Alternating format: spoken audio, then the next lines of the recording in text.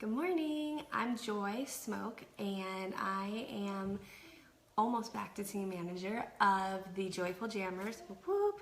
Shout out to my girls that are in here and to everybody who's working so hard. I just want to say I'm very proud of all of you, no matter whose team you're on, that this is a lot of work, this is dedication, and I'm very excited and proud for everybody in here who is working really hard to get to that lead consultant, but whatever rank that you end up at, like, you need to take pride in that. So going off of that, today I'm here to talk to you about saying no to negativity.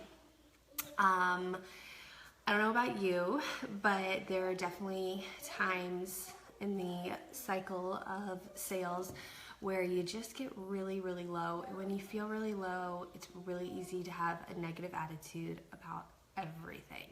So I want to talk to you today about 5 simple ways that you can say no to negativity, that you can take that negative thought and turn it into something positive. So the first one is to set reasonable goals. A reasonable goal is a SMART goal. It is specific, it is manageable, it is achievable, it is reasonable, and it is time sensitive. You need to make sure it's all that. You don't want to just say, oh, I want to become an executive someday. You need to start with more manageable. Whatever, if you are at senior consultant, you need to say, I'm going to become a lead consultant by this date, by doing this way.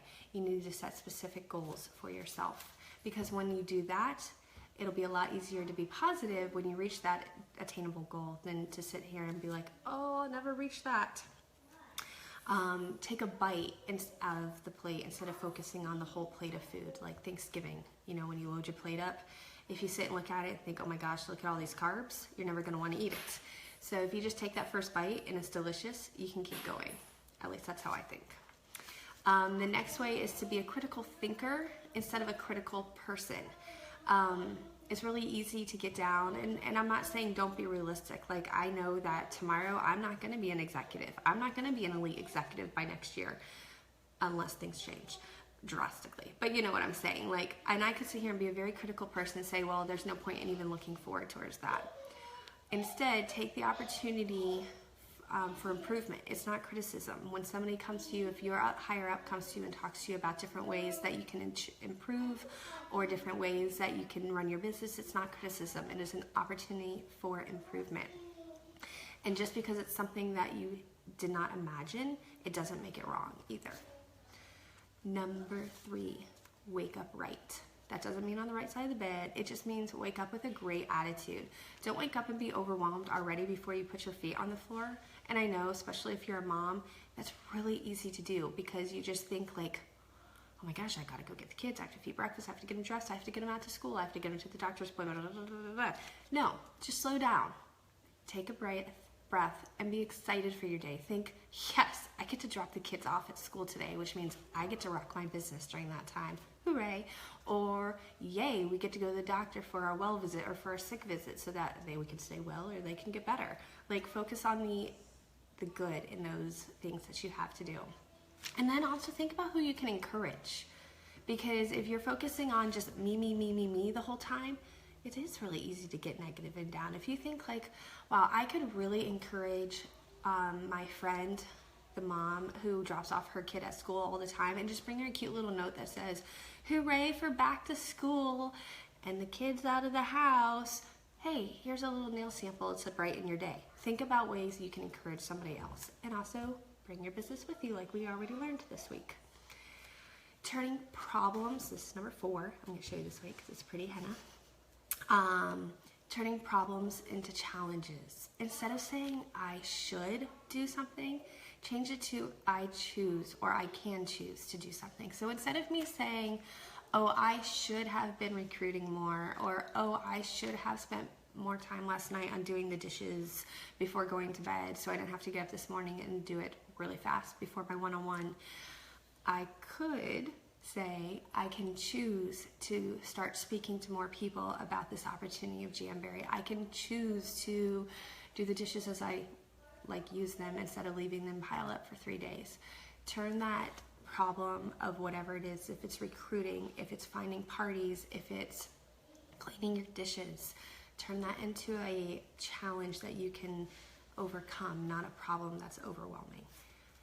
And number 5, this is my favorite. And I'm gonna zoom in really close because I got the Jamberry henna on me and it's cute. So, and I have on, okay, this is a side note before 5.